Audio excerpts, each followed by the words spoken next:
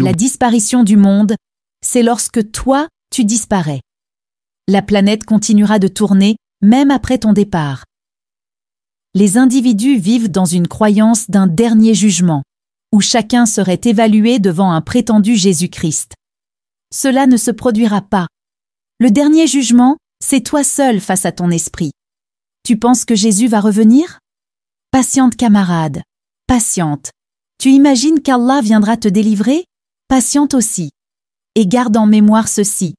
Nietzsche affirmait que celui qui attend que le ciel le sauve mourra à genoux. On nous a amenés à croire à un ultime verdict, une fin du monde spectaculaire. Tout cela, ça n'existe que dans votre pensée. Encore une fois, la seule conclusion qui t'implique, c'est la tienne. C'est la fin de ton univers personnel. Quand tu quittes ce monde, le monde s'interrompt pour toi, pas pour les autres. Et l'existence poursuivra sa trajectoire, comme si tu n'avais jamais été là. Il est essentiel que tu en prennes conscience. Pour tous ceux qui se définissent à travers les opinions d'autrui, qui hésitent à concrétiser des idées par crainte du regard extérieur, gardez à l'esprit que lorsque votre chemin touchera à sa fin, votre souvenir s'effacera rapidement, très rapidement. Alors réalisez ce qu'il est nécessaire d'accomplir dès à présent. Il est inutile de façonner sa vie selon les attentes des autres. Ce que l'on appelle la fin du monde, c'est simplement la fin de ton univers. Personne ne versera des larmes pour toujours à ton sujet. Ce n'est qu'une période qui finira par s'estomper. Et le temps, le fil des événements poursuivra sa marche. Les affaires continueront. Les institutions politiques poursuivront leur route. Les oiseaux continueront à chanter. Le soleil continuera à illuminer, en ta présence ou non. Nous ne faisons que traverser.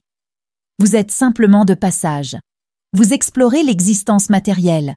Vous êtes une entité divine qui fait l'expérience de l'aspect tangible. Tout est transitoire. C'est pour cela que je vous dis, cessez de vous attacher à des ressentis. Cessez de vous raccrocher à des idées qui vous affaiblissent. Cela n'a aucune logique. Tout a sa place dans l'existence. Tout est en ordre. L'univers est en ordre lorsque tu es en paix avec toi-même. Il est splendide. Le conflit à l'autre bout du monde n'est pas ma préoccupation. Moi, dans mon esprit, il n'y a pas de conflit. Dans mon esprit, il n'y a pas de pensée malveillante. Il n'y a pas d'énergies obscures.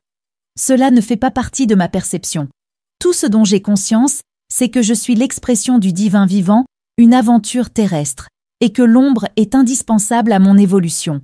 C'est la seule chose que je reconnais. Le reste, ce ne sont que des éléments qui cherchent à drainer ma vitalité. C'est tout. Concentrez-vous sur votre propre univers.